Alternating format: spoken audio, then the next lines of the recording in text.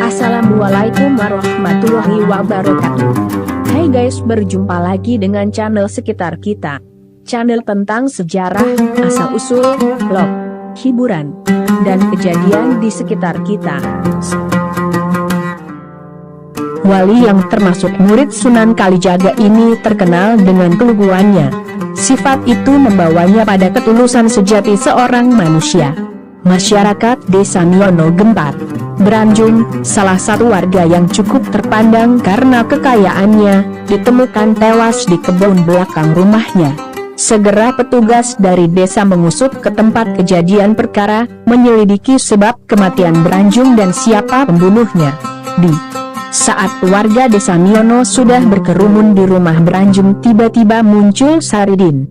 Masyarakat langsung menunjukkan pandangan pada adik ipar Beranjung yang terkenal melarat itu. Saridin datang dengan sebilah bambu runcing yang ujungnya berlumuran darah. Segera Saridin dipanggil. "Kemari kamu, Din," ujar seorang petugas. "Ya, saya tuan," jawab Saridin.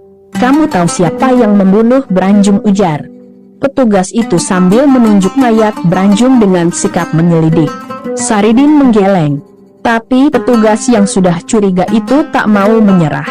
Mayat Beranjung yang mengenakan baju macan ia rapikan lagi hingga tubuh Beranjung yang terbaring itu kini menyerupai macan.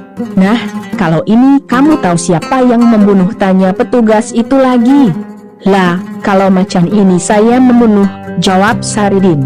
Tak ayal warga Desa Miono gempar dengan pernyataan Saridin itu. Berarti Saridinlah yang membunuh Beranjung. Semalam memang telah terjadi peristiwa pembunuhan di kebun belakang rumah Beranjung. Ceritanya diawali ketika Saridin menjaga buah durian yang kepemilikannya ia bagi dua dengan abang iparnya, Beranjung. Perjanjiannya adalah setiap durian yang jatuh pada siang hari dimiliki oleh Beranjung, sedang yang jatuh pada malam hari dimiliki oleh Saridin. Beranjung yang mengajukan perjanjian itu. Rupanya Beranjung salah mengira, ia pikir pada siang hari durian jatuh dari pohon. Padahal durian jatuh pada umumnya pada malam hari. Jelas saja setiap siang Beranjung tidak mendapat durian satu pun. Sedangkan pada malam hari ia mengintip ke kebun dan melihat Saridin selalu mendapatkan durian jatuh dalam jumlah cukup banyak. Kenyataan ini membuat Beranjung memiliki niat licik. Merasa telah rugi ia berencana menakut-nakuti Saridin dengan menyamar sebagai macan. Dan tanpa pikir panjang segeralah ia bergerak sambil berjalan meniru macan. Pertama Saridin tidak menyadari keberadaan abang iparnya yang menyamar jadi macan itu, tapi Saridin mulai curiga saat ia tidak menemukan durian dari arah suara jatuh yang ia dengar. Begitu sampai beberapa kali, sampai ia memergoki seekor macan yang membawa durian di tangannya. Tahulah Saridin sekarang, si macan yang kurang ajar itulah yang telah menyusup ke kebunnya. Merasa terancam dengan keberadaan macan itu, Saridin langsung membunuhnya dengan bambu di genggamannya. Dijebloskan ke penjara, dibawalah Saridin menghadap kepala desa untuk disidang secara adat. "Saridin, benar kamu telah membunuh kakak iparmu?" tanya kepala desa menegaskan. "Pak Kepala Desa, demi Tuhan saya tidak membunuh kakak ipar sendiri," jawab Saridin polos. Sebagaimana dilakukan petugas keamanan desanya, kepala desa lalu menutup lagi tubuh Beranjung dengan pakaian macannya. "Nah, kalau macan ini kamu yang membunuh?" tanya kepala desa. "Ya, betul saya yang membunuh macan ini sebab ia mencuri durian saya," jawab Saridin. Begitu terus sampai berulang-ulang. Saridin tetap tidak mengaku telah membunuh Beranjung. Ia hanya membunuh macan, sebab memang itulah yang terjadi. Kepala desa merasa bingung apa yang harus ia putuskan. Di satu sisi ia mengetahui bahwa Beranjung telah dibunuh oleh Saridin, tapi Saridin tidak bisa dihukum sebab yang ia bunuh adalah macan, samaran kakak iparnya.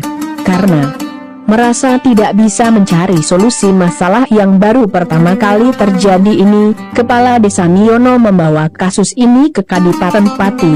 Di hadapan Joyo Kusumo, Bupati Pati, kejadian tadi kembali berulang. Kalau pakaian macan beranjung dibuka, Saridin tidak mengakui ia telah membunuh, sedang kalau pakaian beranjung dirapatkan Saridin mengakui ia telah membunuh.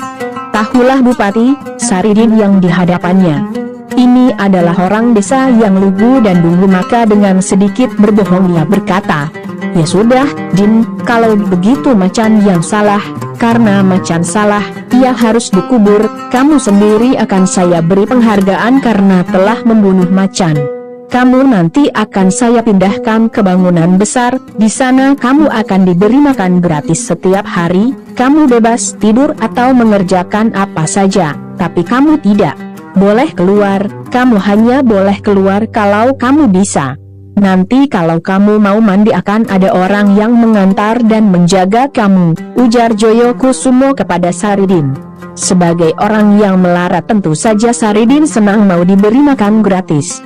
Apalagi kalau mandi akan diantar, "Wah, mirip priayi," ujar Saridin gembira. Maka dibawalah Saridin ke tempat enak yang tidak lain adalah penjara itu. Di sana ia mendekam sebagai tahanan. Disitulah Saridin mulai menyadari apa yang menimpanya.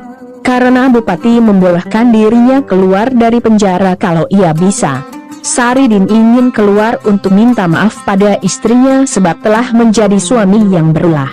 Di sana pula Saridin menghayati wajangan Sunan Bonang yang mengatakan, jika seorang manusia telah menyatukan rasa dengan Sang Pencipta, apa yang diinginkan pasti akan terlaksana. Begitulah Saridin dapat pulang dan minta maaf kepada istrinya.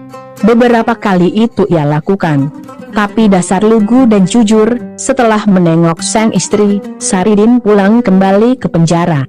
Sampai akhirnya kelakuannya ini diketahui petugas dan membuat berang Bupati. Saridin dijatuhi hukuman mati tapi berhasil meloloskan diri karena Bupati memperbolehkan dirinya kabur. Bila berhasil lolos dari kepungan prajurit. Demikianlah satu babak dalam cerita Saridin yang turun-temurun dalam tradisi masyarakat Pati. Tokoh ini dikenal masyarakat sebagai seorang wali yang memiliki. Wassalamualaikum warahmatullahi wabarakatuh. Salam.